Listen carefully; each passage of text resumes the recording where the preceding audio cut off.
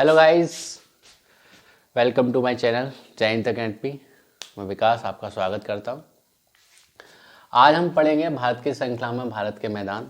तो सबसे पहले हम देखेंगे मैदान किस प्रकार से बनते हैं और किस प्रकार से यहाँ एग्जामों में प्रश्न पूछे जाते हैं कि एग्ज़ाम के दृष्टिकोण से इम्पोर्टेंट है कि नहीं है, कौन कौन से प्रश्न कहाँ से आते हैं, किस प्रकार से पूछे जाते हैं। एसएससी का है तो किस प्रकार से प्रश्न पूछा जाएगा, आपका रेलवे है तो किस प्रकार से प्रश्न पूछा जाएगा। अलग अलग एग्ज़ामों में अलग अलग तरीके से प्रश्न पूछे जाते हैं। मैदान जो आपके लिए इम्पोर्टेंट है, कुछ मैं कह सकता हूँ एक नंबर का आ भी सकता और ना भी आ सकता है, कि आएगा तो किस प्रकार से आएगा वो हम आज चर्चा करेंगे। किस प्रकार से नदियों के मतलब मैदान के जो प्रश्न है वो किस प्रकार से बना करते हैं। देखिए, भारत के जो भूगोल का जो पार्ट है अपने आप में एग्ज़ाम में, वो अपने आप में एक विस्तारित है, यानी कि बड़ा है, काफ़ी बड़ा भाग है भूगोल का, जिससे प्रश्न कभी कभी एग्ज़ाम में अधिक भी आते हैं, कभी कभी शॉर्ट भी हो जाता है, लेकिन मिनिमम आना ही आना है। यानी कि जो एग्ज़ाम में प्रश्न है भारत के भूगोल से आना ही आना है। अगर हमको भारत के भूगोल में 32 चैप्टर है और 32 चैप्टर या 36 चैप्टर हमने पढ़ रखे हैं, तो पॉसिबिलिटी ये होगी कि उसमें से कुछ चैप्टर हमें छोड़ने पड़ेंगे, है ना। तो उसमें से एक भारत का मैदान भी है, पढ़ना भी है, छोड़ना भी है, समझना भी है, याद भी करना है, इग्नोर भी करना है। यानी कि सारी चीज़ें करनी भी है और नहीं भी करनी है, हाँ भी है और ना भी है, दोनों ही चीज़ें हैं। क्योंकि कभी कभी क्या करता है कि नदियों के आधार से, यानी कि नदियों के आधार से कभी कभी मैदान के प्रश्न पूछ लेता है कि उत्तर भारत का मैदान कि सबसे ज़्यादा कौन सी नदी बनाती है, किसकी सहायक नदियाँ बनाती हैं। तो मैदान, सिंपल सी बात है कि मैदानों का जो निर्माण होता है वह नदियों लाई गई घास से होता है। तो आज देख लेते हैं हम कि जो भारत के मैदान हैं तो वह किस प्रकार से बनते हैं। ये मैंने एक मैप बनाया है, मैप में आपको इंडिकेट भी किया है कि ये गंगा का मैदान है, यह पंजाब हरियाणा का मैदान है, राजस्थान का मैदान है, ये ब्रह्मपुत्र का मैदान है। तो कुल मिला के ये है कि जैसे कि हम कहें कि हिमालयन नदियाँ क्या करती है, उत्तर भारत, यानी कि ये वाला जो भाग हमारा प्रायद्वीपीय जो भाग है वह हमारा पठारी क्षेत्र है। कैसा क्षेत्र है, ये वाला जो भाग है हमारा प्रायद्वीपीय भाग, ये पठारी क्षेत्र है। कैसा है, पठार युक्त क्षेत्र है। क्योंकि मैंने आपको हिमालय की उत्पत्ति में शॉर्ट में यहाँ बताया था कि जो हिमालय उत्पत्ति हुई है वह किस प्रकार से हुई है, प्रायद्वीपीय भारत है वह किसका भाग है। ऊपर वाला भाग है जो अंगारा लैंड का भाग है, नीचे वाला भाग गोंडवाना लैंड का भाग है। ठीक है, अगर हम देखें नदियों के आधार पर कि नदियाँ अपने साथ एक प्रकार के निक्षेप या गाद लेके चलती हैं। ठीक है, तो भारत में जो उत्तर भारत में नदियों का प्रवाह है वह किन नदियों का है। जैसे कि ऊपर की तरफ देखें, मैंने आपने नदी चैप्टर में पढ़ाया था, ये वाला भाग देखें तो ये हमारी सिंधु नदी है। ठीक है, यहाँ ये वाली बेल्ट हमारी गंगा नदी की बेल्ट है, ये वाली बेल्ट हमारी गंगा नदी की है। इसी के सारे यमुना नदी की बेल्ट है।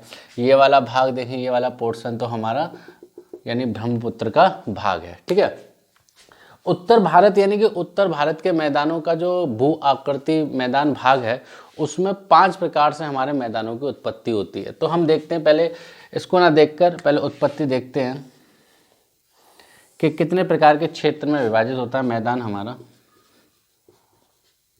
मैदान तो देखो, परिभाषा मैं बताऊं तो इतना भी अच्छा नहीं लगेगा सर परिभाषा बता रहे हैं, क्योंकि एग्जाम में कभी परिभाषा तो आती नहीं है कि स्थल यानी स्थलीय क्षेत्र के समतलीय भाग को क्या बोलते हैं, हम मैदान कहते हैं।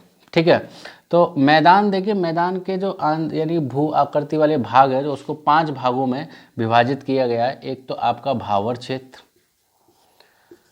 दूसरा आपका तराई क्षेत्र, तीसरा आपका खादर क्षेत्र, चौथा आपका वांगर क्षेत्र और लास्ट आपका डेल्टाई क्षेत्र। यानी कि हम कह सकते हैं मैदानों को अगर हम देखें तो 5 भागों में डिवाइडेड किया गया है। भावर क्षेत्र है, तराई क्षेत्र है, खादर क्षेत्र है, बांगर क्षेत्र तथा डेल्टाई क्षेत्र है। तो मैंने आपको बताया कि डेल्टाई क्षेत्र की अगर बात करें तो अरब यानी कि बंगाल की खाड़ी में जितनी भी नदियाँ गिरती हैं वो सब क्या करती हैं, कहीं ना कहीं डेल्टा बनाती हैं, यानी कि इस वाली बेल्ट पर क्या बनाती हैं, डेल्टा बनाती हैं। ठीक है, तो जब देखिए जो हिमालय की उत्पत्ति थी, हिमालय की उत्पत्ति के आधार पर देखें जो मैदान है, ये वाला जो भाग है, ये वाला अंगारा लैंड है। तो ये जो प्लेट्स थी, अफ्रीकन जो प्लेट्स थी, ये इसके मध्य में क्या था आपका तेथिस सागर था। क्या था? तेथिस सागर था। कौन सा सागर था? तेथिस सागर। तो अगर हम कहें गंगा के मैदान के ये वाला जो भाग उत्तर भारत का गंगा का मैदान का भाग देखें तो यह किसका पार्ट कह सकते हैं हम? तेथिस सागर का पार्ट कह सकते हैं। ठीक है, कि अगर हम कहें दूसरे तरीके से हम कहें तो ये वाला अंगारा लैंड था। कौन सा लैंड था? अंगारा लैंड था।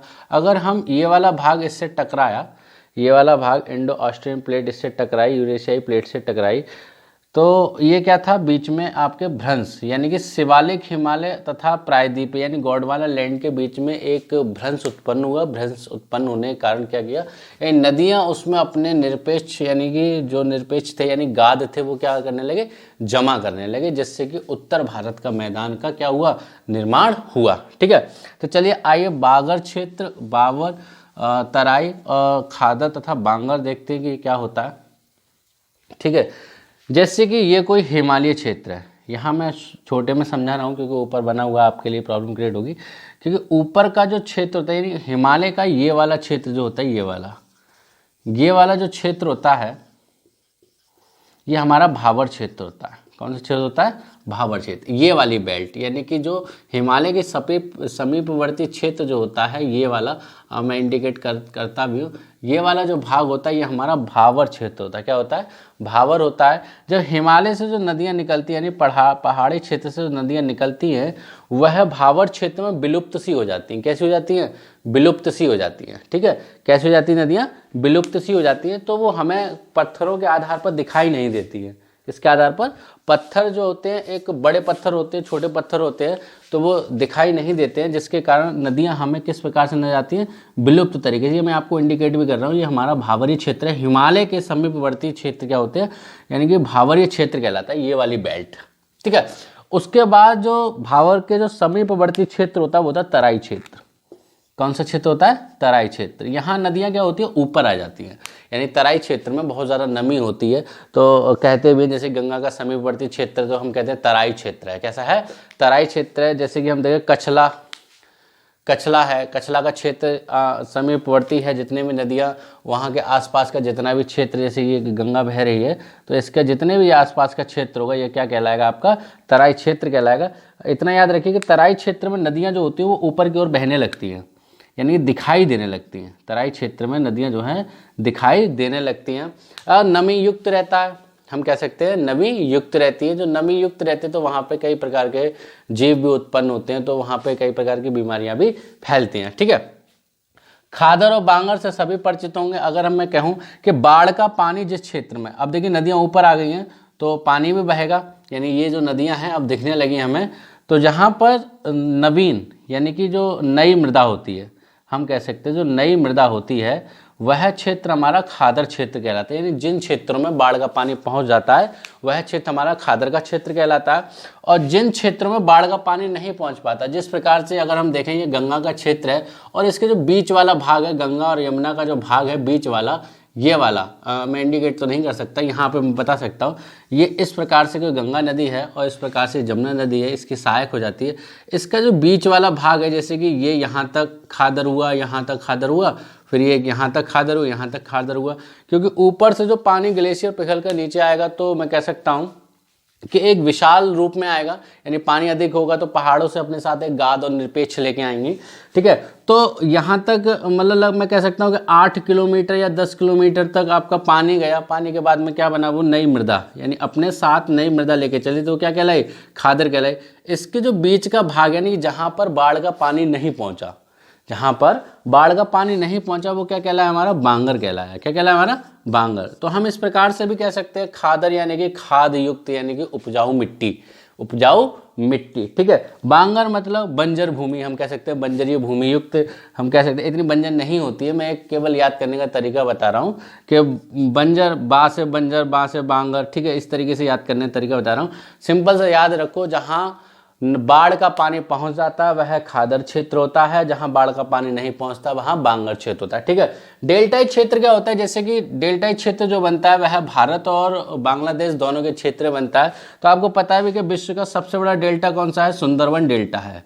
कौन सा है? विश्व का सबसे बड़ा डेल्टा कौन सा है? सुंदरबन डेल्टा है, जो कि हमारी कौन सी नदियां बनाती है? ब्रह्मपुत्र और गंगा के ब्रह्मपुत्र और गंगा से डेल्टाई क्षेत्र बनता है। ये वाला क्षेत्र अगर हम देखें, ये वाला क्षेत्र सब कैसा क्षेत्र है? ये वाला क्षेत्र जो है डेल्टाई क्षेत्र है।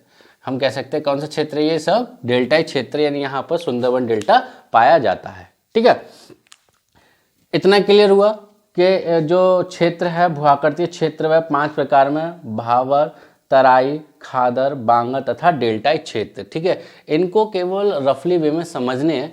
मेन चीज क्या है आपके इधर लिखिए, जो आपके प्रश्नोत्तर यहाँ से आने हैं। ठीक है, उत्तर भारत के मैदान को, अब मैदान के भाग को स्टार्ट करते कि उत्तर भारत के मैदान को मैंने 5 भागों में डिवाइड किया है। कितने भागों? सॉरी 6 भागों में डिवाइड किया। अगर हम देखें तो वैसे 4 भागों में डिवाइडेशन है। गंगा का मैदान, पंजाब तथा हरियाणा का मैदान, राजस्थान का मैदान, ब्रह्मपुत्र का मैदान। तो कितने तरीके के मैदान हुए? 4 मैदान हुए। लेकिन गंगा के मैदान को हमने स्तरों के आधार पर कितने भागों में? 3 भागों में डिवाइड कर दिया है। ठीक है, तो गंगा का मैदान जो है, ये वाला जो भाग है, ये वाला, ये सब क्या है? गंगा का मैदान है। किसका भाग है? ये सब गंगा का मैदान तथा उसकी सहायक नदियों का है, उसकी सहायक नदी का है। ठीक है, चलिए टाइम वेस्ट ना करते हुए जल्दी लिस्ट खत्म करते, फिनिश करते। छोटा सा भाग है। ठीक है, ऊपरी भाग यानी कि जो पंजाब और हरियाणा का मैदान है, पंजाब तथा हरियाणा का मैदान है, ये जो बनता है यह है सिंधु की सहायक नदियों से बनता है। किससे बनता है? सिंधु की सहायक नदियों से बनता है, जैसे कि रावी, व्यास तथा सतलज से। किससे? रावी, व्यास तथा सतलज से यहाँ से होके जाती हैं ये। और ये वाला क्षेत्र जो होता है ये बलुई क्षेत्र होता है। कैसा क्षेत्र होता है? बलुई क्षेत्र होता है, शुष्कीय क्षेत्र होता है। हम कह सकते हैं ये वाली जो इनकी जो राजस्थान की और हरियाणा की जो बीच की जो क्षेत्र होती है, कैसी होती है? शुष्कीय क्षेत्र, यानी रेतीली क्षेत्र होती है। कैसी होती है? रेतीली होती है। ठीक है, पंजाब और हरियाणा के मैदान में अगर हम देखें तो प्रमुख रूप से यहाँ पे अगर हम देखें तो इसका विस्तार कितना है? 1.75 लाख वर्ग किलोमीटर है। कितना है? 1.7 लाख वर्ग किलोमीटर है। मैंने जैसे कि आपको बताया कि यह जो इस मैदान का निर्माण हुआ है किससे हुआ है? सिंध की सहायक नदियों से हुआ है। किससे हुआ है? सिंध की सहायक नदियों से, झेलम, चिनाब, रावी, व्यास, सतलज। तो लास्ट की जो 3 नदियां हैं, ये वाली लास्ट की जो 3 नदियां हैं ये, ठीक है, ये क्या करती है? यानी कि पंजाब तथा हरियाणा के मैदान का निर्माण करती हैं। ठीक है, पंजाब और हरियाणा के मैदान से एक प्रश्न आता है दहिया।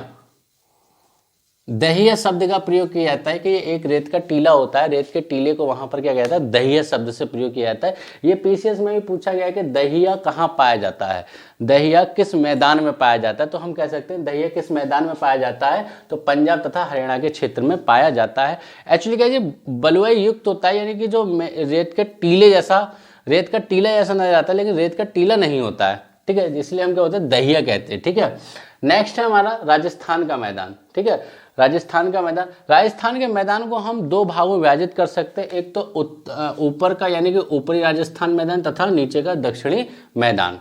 ठीक है, राजस्थान के मैदान को हम 2 भागों में विभाजित कर सकते हैं कि एक तो दक्षिणी भाग तथा ऊपर का उत्तरी भाग। ठीक है, तो राजस्थान का जो मैदान है वह कैसा है? शुष्कीय मैदान है। कैसा है? शुष्क मैदान है। ठीक है, राजस्थान के जो शुष्क मैदान है वो कारण क्या है राजस्थान के शुष्क का? जब अरावली से मानसून उठते, जब अरब सागर से मानसून उठते हैं तो यहाँ पर राजस्थान में एक अरावली पर्वत श्रेणी है, जो कि अरब सागर से जो मानसून उठते हैं वो किसके होते हैं? इसके पैरेलल होते हैं। कैसे चले जाते हैं? सीधे चले जाते हैं, जिसके कारण राजस्थान में वर्षा नहीं होती है। ठीक है, राजस्थान में जो मैदान का विस्तार वह 1.7 लाख वर्ग किलोमीटर है। इसकी पश्चिमी दिशा में क्या है? अरावली की घाटी है। मैंने आपको बताया था इसकी पश्चिमी दिशा में क्या है? इधर इस साइड में क्या है? इसके अरावली पहाड़ी है। ठीक है, इसकी जो प्रमुख नदी है, इसकी जो प्रमुख नदी यानी कि राजस्थान के मैदान की जो प्रमुख नदी वह कौन सी नदी है?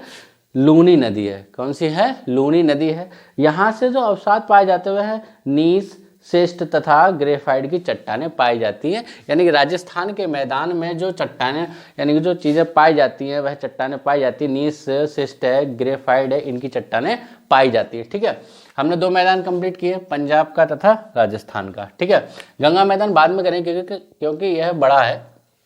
ठीक है, ये वाला भाग देखें, अगर भारत के पूर्वांचल का भाग देखें तो यहाँ पर ब्रह्मपुत्र नदी का यानी कि ब्रह्मपुत्र तथा उसकी सहायक नदियों का इसमें विस्तारित रहता है। ठीक है, जैसे कि आपका दिहांग है, लोहित है, धनसिरी है, इन सारी नदियों से ही ब्रह्मपुत्र नदी का उद्गम होता है। ठीक है, ब्रह्मपुत्र नदी का जो मैदान है उसे हम असम घाटी भी कहा जाता है, यानी असम घाटी के नाम से भी जानते हैं। यदि एग्जाम में आया भैया कि असम घाटी किसके नाम से प्रसिद्ध है, यानी असम घाटी किसे कहा जाता है, तो हम कह सकते हैं ब्रह्मपुत्र मैदान को कहा जाता है। या ब्रह्मपुत्र मैदान को किस नाम से जाना जाता है, तो वह असम घाटी के नाम से जाना जाता है। ठीक है, अधिकांश मिट्टी कैसी भैया, यहाँ की दंदली है, पहाड़ी क्षेत्र है। देखो दंदली मिट्टी क्यों होगी, क्योंकि यहाँ का ये वाला जो भाग है, ये वाला जो भाग है हमारे, ये वाला देखो, एक तो ब्रह्मपुत्र नदी आती है, दूसरा यहाँ से तिस्ता नदी भी आती है, मानस भी है, धनसिरी भी है, लोहित भी है, दिहांग भी है, दिबांग भी है, और छोटी छोटी नदियाँ भी हैं। ये सब पहाड़ी क्षेत्र में जमा हो जाती है। जमा होने के बाद में उस जहाँ स्थल को रुकती है तो वो क्षेत्र कैसा बन जाता है, दंदलीय क्षेत्र बन जाता है, जिसके कारण यहाँ का अधिकांश भाग कैसा होता है, अधिकांश मिट्टी कैसी होती है, दंदलीय होती है। ठीक है, विश्व का सबसे बड़ा द्वीप, यानी विश्व का सबसे बड़ा द्वीप कौन सा है, मांजुली द्वीप है, जो कि कहाँ स्थित है, भारत में स्थित है। ये मैंने आपको नदी के चैप्टर में पढ़ाया था। ये कहाँ पर है, असम में है। कहाँ पर, असम में। कहाँ पर, पासी के घाट के निकट है। कौन सी नदी निर्मित करती है, यानी ब्रह्मपुत्र नदी इस द्वीप का निर्माण करती है। इसका निर्माण करती है, इस द्वीप का निर्माण करती है। नेक्स्ट, ठीक है, आगे चलते हैं। इसकी प्रमुख नदियां मैंने आपको बताई थी, जैसे ये तिस्ता है, दिहांग है, मानस है, लोहित है, धनसिरी है, ये सब क्या है, इसकी प्रमुख नदियां हैं। ठीक है, अब चलते हैं सबसे ज़्यादा प्रमुख यानी कि सबसे ज़्यादा महत्वपूर्ण और सबसे ज़्यादा इंपॉर्टेंट पार्ट पर, गंगा का मैदान। ठीक है, गंगा का मैदान यानी गंगा का मैदान में सबसे ज़्यादा जो मिट्टी की उत्पादकता होती है वह जलोढ़ मृदा की होती है। किसकी होती है, जलोढ़ मृदा की होती है। जलोढ़ मृदा उत्पन्न यानी कि हम कह सकते हैं कि सर्वाधिक जो भाग है भारत में वह किस मृदा का है, तो वह जलोढ़ मृदा का है। किसका है, जलोढ़ मृदा का। तो हम कह सकते हैं कितने प्रतिशत है, 43% भाग किसका है, जलोढ़ मृदा है। ठीक है, इसका जो विस्तार है हम कह सकते हैं कहाँ तक रहता है, उत्तर प्रदेश, बिहार तथा पश्चिम बंगाल तक इसका विस्तार रहता है। यानी उत्तर प्रदेश हो गया हमारा, ठीक है, पश्चिम बंगाल हो गया हमारा, हल्का बिहार का भाग है। ठीक बिहार का भाग है, ऊपरी भाग है। तो ये सब क्या है, गंगा नदी का मैदान है। गंगा नदी के मैदान की जो भूमिका है, गंगा तथा उसकी सहायक नदी जैसे जमुना है, जमुना की सहायक नदी हैं जैसे कि चंबल है, केन है, बेतवा है, काली है, सिंध है। ठीक है, गंगा की जो सहायक है, रामगंगा है, गोमती है, घगर है, ठीक है, गंडक है, कोसी है, ये सब क्या है, गंगा की सहायक नदियां हैं। इन्हीं से ही ये अपने साथ क्या लेके चलती हैं, गाद लेके आती हैं, यानी कि अवसाद लेके आती हैं। जब उच्च धारा निम्न धाराओं से परिवर्तित होती है तो अपने साथ यानी कि अपने जो समीपवर्ती होती है, ये वाला जैसे ये तेज गति बह रही है और यहाँ पर क्या हुआ, ये निम्न धारा यानी हल्की धारा में हुई तो अपने साथ क्या करेगी, ये गाद जो है छोड़ती चली जाएगी और यही हमारी क्या कहलाएगी, उपजाऊ मिट्टी कहलाएगी। क्या कहलाएगी, उपजाऊ मृदा कहलाएगी। ठीक है, तो इसका जो विस्तार है तो हम देख सकते हैं कितना है, 3.57 लाख वर्ग किलोमीटर तक पूरे में यहाँ से यहाँ तक ये फैला हुआ है, जिसको 3 भागों में मैंने डिवाइड किया है। ऊपरी गंगा का मैदान, अगर हम देखें ये वाला ऊपरी गंगा का मैदान, तो पश्चिमी उत्तर प्रदेश की दक्षिणी सीमा तक विस्तार है, यानी पश्चिमी उत्तर प्रदेश और दक्षिणी सीमा तक विस्तार है। इसकी सहायक नदियाँ यानी कि ये जो मैदान जो निर्मित होता है, ये वाला भाग, ये वाला ऊपरी गंगा का मैदान, तो जमुना नदी यानी बंदर पूंछ स्थल से उत्पन्न होती है। इसकी सहायक नदी चंबल है, केन है, बेतवा है, काली है, सिंध है, ये सब क्या है, इसकी सहायक नदियां हैं। देखो यमुना है, गंगा है, रामगंगा है, गोमती है, घगर है, इन सभी नदियों से किसका निर्माण होता है, ऊपरी गंगा का मैदान का निर्माण होता है। नेक्स्ट है मध्य गंगा का मैदान। तो मध्य गंगा के मैदान का जो विस्तार है वह उत्तरी बिहार यानी उत्तरी बिहार तथा पूर्वी उत्तर प्रदेश यानी उत्तरी बिहार, ये वाला भाग, ये वाला उत्तरी बिहार तथा पूर्वी कौन सा, पूर्वी आपका उत्तर प्रदेश, यहाँ तक ये फैला हुआ है। इसमें जो प्रवाहित मैदान है यानी अत्यधिक नदियाँ क्या हैं इसमें प्रवाहित है। देखें तो ये वाला भाग देखें तो यहाँ जमुना भी मिलती है, केन भी है, रामगंगा, कोसी, तो हम कह सकते हैं बहुत ज़्यादा प्रवाहित रहता है। कैसे रहता है, प्रभावित क्षेत्र रहता है। तो नदियाँ अधिक होने के कारण तो ये वाला यानी कि अगर हम कहें कि सभी भाग में जो सबसे ज़्यादा उपजाऊ क्षेत्र है, उपजाऊ जो क्षेत्र है वह कौन सा रहता है, तो वह गंगा मध्य गंगा का मैदान रहता है। ठीक है, मैंने लिखा भी है। अधिक उपजाऊ क्षेत्र कौन सा है? मध्य गंगा का। नेक्स्ट है निम्न गंगा का मैदान। ठीक है, इसका जो उत्तरी भाग है वह कैसा है? पहाड़ी क्षेत्र है। ये वाला जो भाग है हमारा, यानी मेघालय, गारो, खासी, जैतिया जो मिलती है यहाँ पर, जो मिलती है गारो, खासी, जैतिया। ठीक है, तो ये वाला जो भाग देखें, पश्चिम बंगाल, हल्का सा बिहार का भाग और असम और क्षेत्र ये जो मिलता है, ये उत्तरी भाग कैसा है इसका? पहाड़ी क्षेत्र है। ठीक है, अधिकांश क्षेत्र कैसा है? दलदलीय, जैसे कि मैंने आपको बताया, जहाँ देखो हुगली भी है, दामोदर, फाल्ता पे आके दामोदर भी मिलती है। ठीक है, और इधर डेल्टा का भी निर्माण करती है। तो अधिकांश क्षेत्र कैसा रहता है? दलदलीय रहता है। ठीक है, देन लास्ट में इसके ये जो पूरा पार्ट था, यहाँ कोई भी चीज़ अगर समझ में नहीं आई हो तो मैंने यहाँ पर भी लिख भी दिया है कि किस तरीके से आपको प्रश्न तैयार करने हैं, और देख भी लेते हैं कि प्रश्न किस तरीके से पूछे जाते हैं। जैसे कि पूछा, गंगा नदी से कौन सी मृदा सबसे ज़्यादा आती है? तो हम कह सकते हैं कौन सी मृदा? जरूर मृदा आती है। गंगा के मैदान में सबसे ज्यादा उपजाऊ क्षेत्र कौन सा है? तो हम कह सकते हैं मध्य गंगा का मैदान है। प्रश्न को समझ रहे ना? ठीक है, इस प्रकार से प्रश्न पूछे जाते हैं। वैसे मैंने आपको शुरुआत में बताया था कि ये हाँ में भी है और ना में भी है, यानी दोनों क्षेत्रों में भी आप सब कुछ तैयार करेंगे तो कैसे पॉसिबल होगा। ठीक है, नेक्स्ट मैं बहुत जल्दी ही जैसे ये शॉर्ट वीडियो बन रही हैं, यानी कि छोटे छोटे स्तर पे मैं एक ही वीडियो में सब कुछ लाने की कोशिश करता हूँ। ठीक है, तो ये मैं समझता हूँ कि आपके लोअर पीसीएस तक वर्कआउट करेगी। जल्द ही मैं आपको बड़ी वीडियो यानी बड़े एग्जाम के लिए भी अलग अलग पार्ट्स यानी विस्तार से पढ़ाने की तैयारी कर रहा हूँ। ठीक है, आपका सपोर्ट चाहिए मुझे। तो मेरी वीडियो अगर आपको पसंद आई हो, डेली की तरह कहना है। ठीक है, वैसे आपके ऊपर निर्भर करता है अच्छी लगी या नहीं लगी। ठीक है, अगर मैं अपनी तरफ से बोलूँ हाँ अच्छी बना रहा हूँ, मैं बहुत बढ़िया बना रहा हूँ, तो आप भी समझ रहे हैं कौन सा कहावत प्रयोग होती है। तो कमेंट बॉक्स में बता दें अगर कोई प्रॉब्लम हो तो। जैसे मैं समझता हूँ कि जितना मैंने पढ़ा रहा हूँ इसमें कोई प्रॉब्लम नहीं होगी। ठीक है, प्रश्न भी बता रहा हूँ किस तरीके से आएगा। जब प्रश्नों की क्लास होगी जल्दी, हम जैसे कि सेशन में स्टार्ट करूँगा कि जैसे मैंने एक चैप्टर पढ़ाया तो उस पर मैं आपको कम से कम 20 से 30 प्रश्न भी लिखाया करा करूँगा, उसकी भी अब मैं आपको वीडियो उपलब्ध कराऊँगा। ठीक है, तो तब तक आप ज़्यादा से ज़्यादा शेयर, लाइक और शेयर करें। नमस्कार।